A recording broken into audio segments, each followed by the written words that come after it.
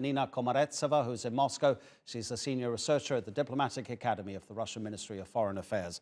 Nina, thank you so much for your time. I saw one analysis which suggests that if most of the world carries out its threat to not rely anymore on the Russian energy sector, whether that's oil or gas or coal or whatever it may be, the Russian economy could contract by 25%.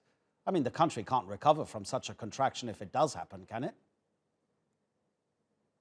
You see that the situation is very tricky in this sense, because when the sanctions are held from one side only, in this situation, it doesn't mean that Russia is not reliable partner. So there are different partners, and there is a pipeline to the east and other countries. So there is a possibility to supply to our gas and fuel to other different countries. Also, there is a positive thing that the fuel, gas, and especially fuel for cars, diesel, is going down in Russia, inside the Russia. So we see that prices are lower now. So, and stated that it can be in the nearest time up to 10 degrees for the price on the internal market.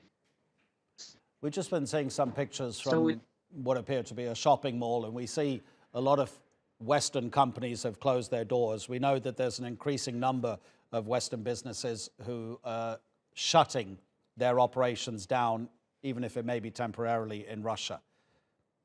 And obviously the older generation remembers the Soviet era, they remember times of hardship, and a lot of them have been saying, look, we can live through this. But what about the sentiment amongst younger people? And then you have those anti-war protesters who have been arrested in their thousands. What's the sentiment going to be amongst younger people in Russia at their country's increasing isolation because of what's happening in Ukraine?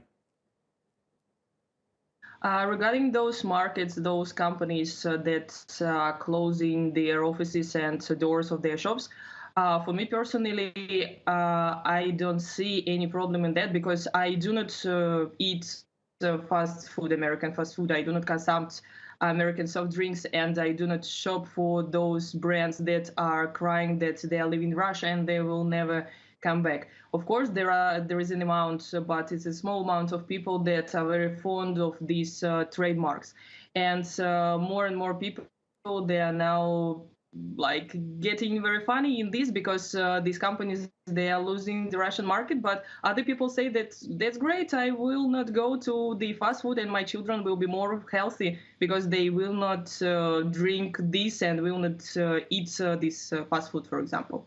Regarding those people that are fighting, yes, there are some, but of course there are some people that they have their own idea. It's possible, well, in any country, there are people that are against the main policy of the country, but in this time, I think that those people, they are very fond of the European strategy. That's okay, and I fully appreciate their point of view, but I do not support them, because they are trying also to ruin the country. Why?